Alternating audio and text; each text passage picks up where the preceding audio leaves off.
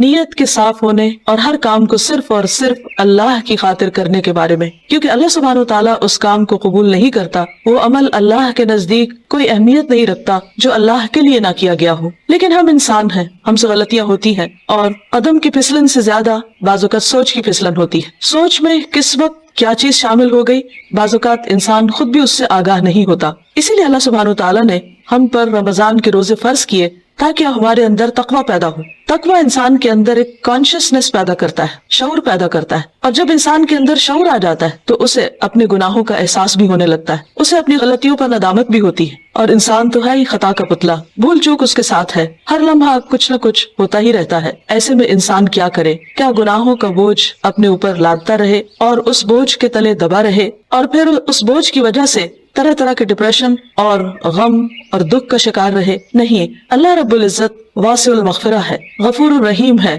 وہ اپنے بندوں کے گناہوں کو معاف کرتا ہے۔ رمضان کا مہینہ اس اعتبار سے ایک بہترین موقع ہے کہ ہم سب اپنے رب کی طرف رجوع کریں، انفرادی طور پر بھی اور اجتماعی طور پر بھی، اور اپنے گناہوں کی معافی مانگے۔ اللہ تعالیٰ کا وعدہ ہے کہ جو شخص سچے دل سے گناہوں کی معافی مانگے گا اللہ تعالیٰ اس کو ضرور معاف کر دے گا، اور اللہ تعالیٰ کو معاف کرنے میں کچھ مشکل نہیں۔ قرآن مجید میں اللہ تعالیٰ فرماتے ہیں قُلْ يَا عِبَادِيَ الَّذِينَ أَسْرَفُوا عَلَىٰ أَنفُسِهِمْ لَا تَقْنَطُوا مِن رَحْمَةِ اللَّهِ إِنَّ اللَّهَ يَغْفِرُ الذُّنُوبَ جَمِيعًا۔ آپ کہہ دیجئے کہ اے میرے بندو جنہوں نے اپنی جانوں پر زیادتی کی ہے، جنہوں نے خود پر ظلم کیا ہے، لا تقنطوا من رحمت اللہ، اللہ کی رحمت سے مایوس نہ ہو جاؤ، بے شک اللہ سارے گناہ معاف کر سکتا ہے۔ اللہ تعالیٰ کے لیے کچھ بھی مشکل نہیں۔ ضرورت اس بات کی ہے کہ بندہ سچے دل کے ساتھ، پورے اخلاص کے ساتھ اللہ تعالیٰ کی طرف رجوع کرے۔ ویسے تو رمضان بذات خود گناہوں کے کفارہ کا ذریعہ ہے۔ حدیث میں آتا ہے نبی صلی اللہ علیہ وسلم نے فرمایا وَرَمَضَانُ إِلَى رَمَضَانَ مُكَفِّرَاتٌ مَا بَيْنَهُنَّ إِذَا اجْتُنِبَتِ الْكَبَائِرُ۔ ایک رمضان دوسرے رمضان تک اپنے درمیان ہونے والے گناہوں کو مٹا دیتا ہے جبکہ کبیرہ گناہوں سے اجتناب کیا جائے۔ اسی طرح جب انسان ایمان اور احتساب کے ساتھ روزہ رکھتا ہے وہ بھی اس کے گناہوں کی بخشش کا ذریعہ بنتا ہے، راتوں کا قیام بھی بخشش کا ذریعہ بنتا ہے۔ لیکن اس کے ساتھ ساتھ انسان کو پورے شعور کے ساتھ، پورے احساس کے ساتھ خود اللہ کی طرف رجوع کرنا چاہیے اور اپنے گناہوں کی معافی مانگنی چاہیے، خصوصاً کبیرہ گناہ، ان کے لیے معافی مانگنا ضروری ہے۔ اللہ تعالیٰ سے توبہ کرنے کا ایک طریقہ بھی بتایا گیا، اور وہ یہ کہ انسان اپنے گناہوں پر نادم ہو، شرمندہ ہو، ان کا اعتراف کرے، ان کو مانے، اور پھر آئندہ نہ کرنے کا وعدہ کرے، اور پھر اپنی زندگی کی اصلاح کر لے۔ انسان کی انسانیت اسی میں ہے کہ وہ اللہ تعالیٰ کی طرف رجوع کر لے اور گناہوں کا اعتراف کرے۔ انسان اور شیطان میں یہی فرق ہے۔ شیطان نے جب انسان کو یعنی آدم علیہ السلام کو سجدہ کرنے سے انکار کیا تو اس کے بعد جب اس سے پوچھا گیا کہ ما منعک اللہ تسجد اذ امرتک، اللہ تعالیٰ نے فرمایا کہ تمہیں کس چیز نے روکا تھا کہ تم سجدہ کرتے جبکہ میں نے تمہیں حکم دیا تھا، تو اس پر بجائے اس کے کہ وہ نادم ہوتا، اپنی غلطی کا اعتراف کرتا، وہ اکڑ گیا اور اللہ سبحانہ وتعالیٰ کو بلیم کرنے لگا۔ اس کے برعکس آدم علیہ السلام سے جب خطا ہوئی اور وہ بھول کر جنت کا وہ پھل کھا بیٹھے جس کے کھانے سے ان کو روکا گیا تھا، تو جب انہیں اپنی اس بات کا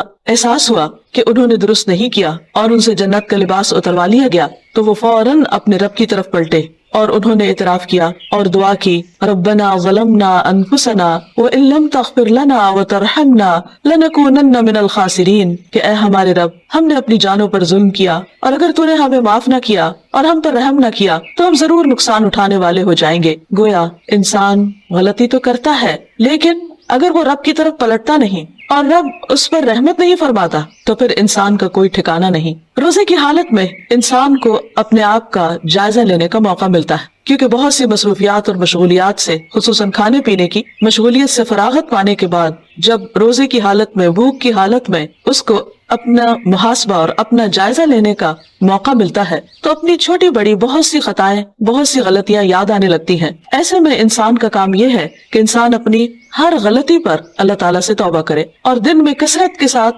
استغفار کرتا رہے، اللہ سبحانہ وتعالیٰ کی طرف رجوع کرتا رہے، خاص طور پر روزے کی افطاری کے وقت اور پھر سحری کے وقت، کیونکہ سحری کا وقت توبہ استغفار کا وقت ہے۔ قرآن مجید میں اللہ تعالیٰ اپنے بندوں کی خصوصیت بیان کرتے ہیں وَبِالْأَسْحَارِ هُمْ يَسْتَغْفِرُونَ، اور سحری کے وقت وہ استغفار کرتے ہیں۔ سحری کے وقت یا تو سحری کی تیاری ہو رہی ہوتی ہے یا پھر انسان اس وقت کچھ کھا پی رہا ہوتا ہے، لیکن کچھ نہ کچھ وقت، خواہ وہ کام کاج کے دوران ہی کیوں نہ ہو، ضرور ایسا نکالنا چاہیے کہ جس میں انسان شعوری طور پر اللہ تعالیٰ سے توبہ کرے، کیونکہ اللہ تعالیٰ اس وقت اپنے بندوں کی طرف خاص طور پر توجہ فرماتا ہے. حدیث میں آتا ہے ينزل الله تعالى الى السماء الدنيا كل ليلة لنصف الليل الآخر او لثلث الليل الآخر فيقول من ذا الذي يدعوني فاستجيب له من ذا الذي يسألني فأعطيه من ذا الذي يستغفرني فأغفر له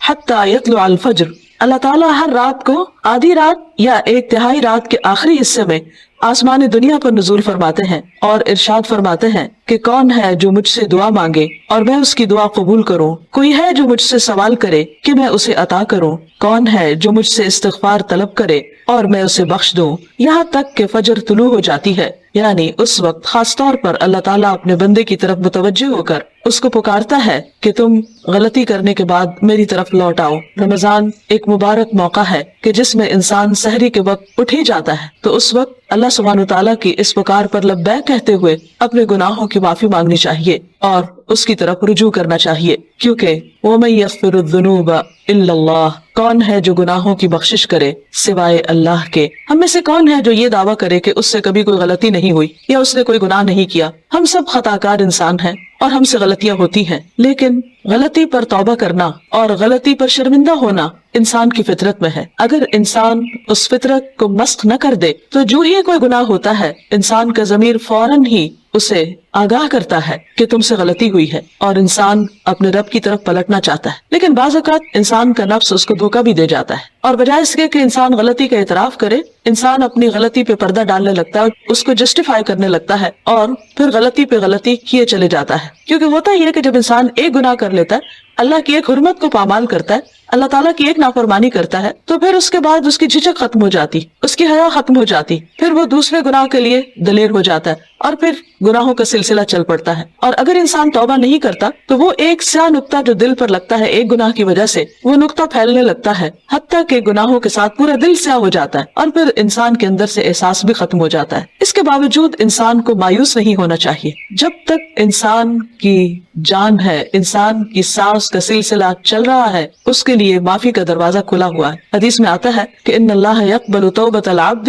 ما لم یغرغر، اللہ تعالیٰ بندے کی توبہ قبول کرتا ہے جب تک کہ اس کے سانس اکھڑنے نہ لگے، یعنی دنیا سے رخصت نہ ہونے لگے، فوت نہ ہونے لگے. تو گویا ابھی اللہ تعالیٰ نے ہمیں جو زندگی اور یہ موقع دیا ہے، اس میں ہم واپس پلٹ آئیں، رجوع کر لیں، اللہ تعالیٰ کو راضی کر لیں اور کبیرہ اور صغیرہ دونوں طرح کے گناہوں سے معافی مانگیں. صغیرہ گناہوں کے کفارے کے لیے تو نماز، روزہ، حج، زکوٰۃ اور دیگر نیکیاں، امر بالمعروف نہی عن المنکر، یہ چیزیں انسان کے لیے کفارہ بن جاتی ہیں. لیکن خصوصاً کبیرہ گناہوں کے لیے خاص طور پر معافی مانگنا ضروری ہے. ویسے کبیرہ گناہ کیا ہے؟ مثلاً اللہ سبحانہ تعالیٰ کے ساتھ شرک کرنا اور اس کے بعد والدین کی نافرمانی، والدین کو ناراض کرنا، ان کا دل دکھانا، ان کو پریشان کرنا، ان کی بات نہ ماننا. اللہ سبحانہ تعالیٰ نے ایک نہیں کئی بار اپنے حق کے بعد انسانوں میں سے سب سے پہلا حق جس کا بتایا وہ والدین ہے. اور اللہ تعالیٰ کی رضامندی والد کی رضامندی میں اور اللہ تعالیٰ کی ناراضگی والدین کی ناراضگی میں ہے. والدین کو ناراض کرنا کبیرہ گناہ ہے، اور اگر انسان کی وفات اس حال میں ہو جاتی تو اس وقت تک معافی نہیں ہوگی جب تک کہ والدین معاف نہ کر دیں. حقوق و لباد کے سلسلے میں جو بھی حق تلفی ہوتی، خواہ والدین کی نافرمانی یا کسی اور کی، یہ بات یاد رہے کہ انسان کو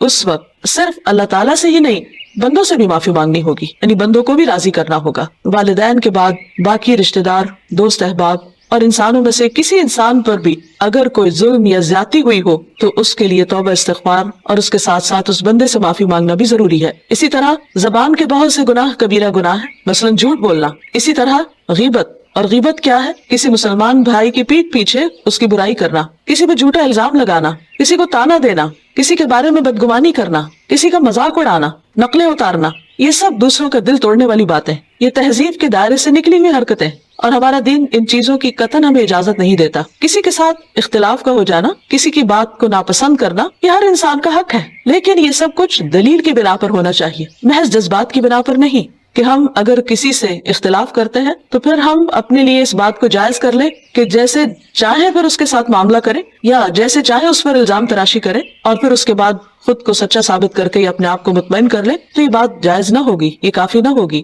انسان کے لیے خود اس کا سب سے بڑا دشمن اس کا اپنا نفس ہے، اور انسان بعض اوقات باہر کے دشمن کو پہچان لیتا ہے لیکن اندر کے دشمن کو نہیں پہچانتا۔ جب وہ انسان کو غلطی پر تھپکیاں دے کر صلاح دیتا ہے یا اس کو مطمئن کر دیتا ہے یا پھر اسے صرف دوسروں کے عیب دکھاتا رہتا ہے اور اپنے عیب بھلوا دیتا ہے۔ اس لیے بہت ضروری ہے کہ ہم ان تمام گناہوں، خواہ وہ جسم سے تعلق رکھتے ہوں، خواہ وہ دل سے تعلق رکھتے ہوں، خواہ وہ زبان سے تعلق رکھتے ہوں، ان تمام گناہوں پر نمبر 1 شرمندگی کا اظہار کریں، نمبر 2 ان کا اعتراف کریں، نمبر 3 آئندہ نہ کرنے کا وعدہ کریں، اور نمبر 4 اللہ رب العزت سے دعا کریں کہ وہ ان گناہوں کو ڈھانپ دے، ان کو ہمارے نامہ اعمال سے مٹا دے۔